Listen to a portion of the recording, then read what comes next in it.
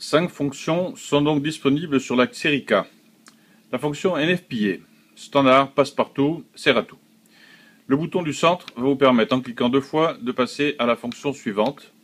La fonction suivante, noir et blanc. Pas de couleur, pas de colorisation. Quel que soit le milieu ambiant, on sera toujours en noir et blanc.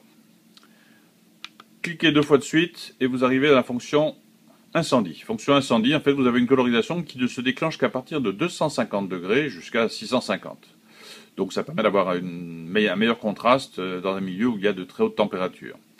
La fonction suivante, on reclique 2 fois et on arrive à la fonction recherche de personne. Recherche de personne, on est en haute sensibilité et donc on a une colorisation uniquement entre 100 et 150 degrés, mais le but n'est pas forcément de voir des couleurs, simplement avoir un meilleur contraste. Dans la zone où l'on recherche des personnes, par exemple, ça peut être sur un plan d'eau ou dans un bâtiment. Enfin, la dernière fonction, pas la moins intéressante, c'est la recherche des points chauds. Et nous avons là une colorisation en rouge des points les plus chauds. À tout instant, en appuyant sur le bouton vert, on revient à la fonction NFPA, c'est-à-dire la fonction standard. Donc même si je suis par exemple en fonction incendie, et je ne sais plus sur quelle fonction je suis, je réappuie une fois sur le bouton vert et je reviens en fonction standard.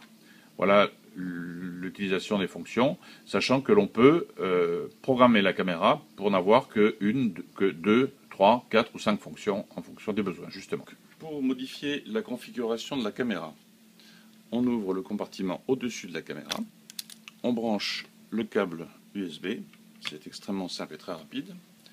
Sur le PC, on a téléchargé la dernière version de FLIR Tools qu'on a ouvert, on allume la caméra. À partir du moment où on a allumé la caméra, l'ordinateur va la détecter. Ça, c'est pour une vision directe, mais là on veut utiliser FLIR Tools. On clique sur configurer la caméra en bas. Dans configurer la caméra, on nous propose interface utilisateur. Et interface utilisateur, on peut choisir les modes que l'on veut. Là, ils sont tous cochés, c'est-à-dire il y en a 4 en plus du modèle standard. On va décocher le modèle noir et blanc, par exemple. On peut décocher le mode incendie. On peut décocher le mode recherche et sauvetage. Mais on va garder, par exemple, le mode détection de chaleur. À partir de là, on fait appliquer, tout simplement. Et une fois qu'on aura appliqué, la caméra va se réenregistrer automatiquement. Ils me disent bien, la configuration sera chargée vers la caméra qui redémarrera. Et elle ne redémarrera qu'avec ces 2 fonctions au lieu d'avoir les 5. Mais vous pouvez en choisir bien sûr 3 ou 4 si nécessaire. Donc la caméra redémarre, et quand elle aura redémarré, elle redémarrera avec les fonctions que vous avez sélectionnées, si nécessaire. Je vérifie, et j'ai bien effectivement uniquement mes 2 fonctions. Je peux switcher d'une fonction NFPA, qui est le mode standard, au mode sélection des points chauds.